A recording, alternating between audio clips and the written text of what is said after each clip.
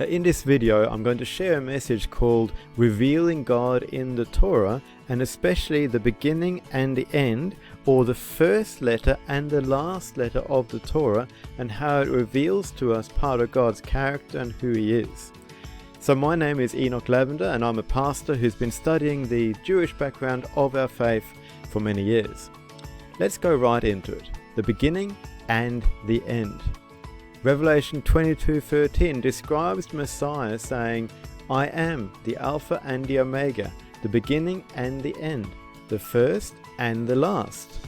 Now, we can have many understandings of what this means, but from a Jewish perspective, the first and the last means it also covers everything in between. So for example, at Pentecost, as Jewish people are celebrating the giving of the law, they will read the first chapter and the last chapter of every book of what is known as the Old Testament. And in so doing, they are celebrating the entirety of the scriptures that have been given by covering the first and the last.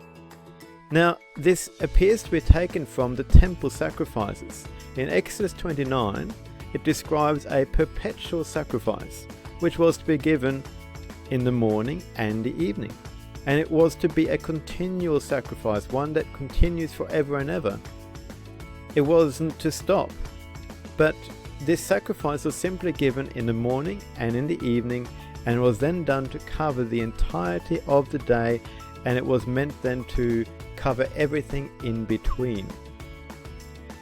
We can say then that Jesus, or Yeshua the Messiah, He is with us from the very beginning, all the way through life and even to its very end, is what we can see in Alpha and Omega. He is there to begin, He will carry us through, and He will be there at the end. He's not just at the beginning and at the end, He is everywhere in between.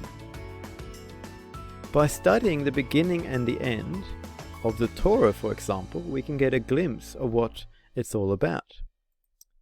So the beginning and the end of the Torah. The first letter is the Hebrew letter Bet, and the last letter is the letter Lamed. That makes together the word Lev in Hebrew, which means a heart.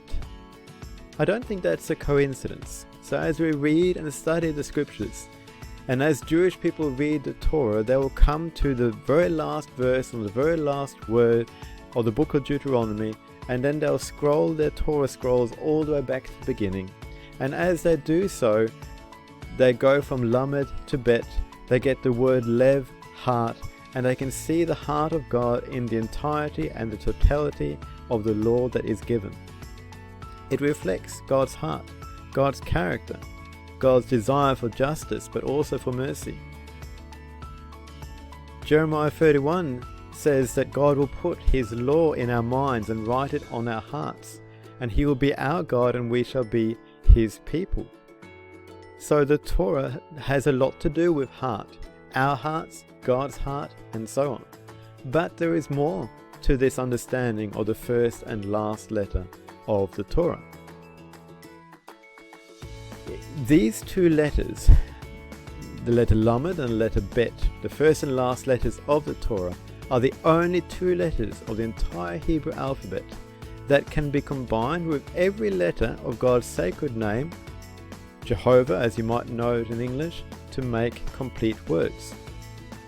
So they're the only two letters that can do this. And let's have a look at the words they make.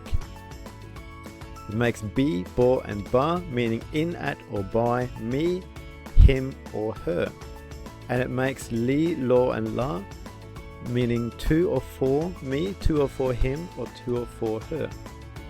As I was reading what the rabbis had to say about this, I was amazed by the comment of Rabbi Shlomo in the very famous commentary Keli Yakar. He said everything in the world is by and for God, and he based it on the first and the last letter of the Torah scroll. We see this repeated by Paul the Apostle in the New Testament. He says that by Him, by the Messiah, all things were created that are in heaven and that are in earth, visible and invisible, whether they be thrones, dominions, principalities, or powers, all things were created by Him and for Him. So the first and last letters of the Torah reveal that the Torah is about God's heart for us. And it also reveals that creation and everything in this world is created by and for God. In other words, our purpose for living, our purpose for being here relates to knowing Him, serving Him, and coming close to Him.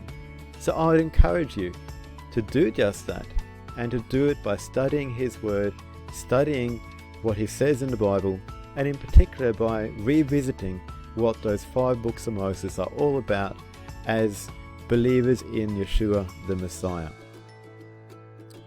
If you've been blessed by this video, please share it, subscribe to our YouTube channel, and you can get more resources like this or support us via pastorenoch.com.au.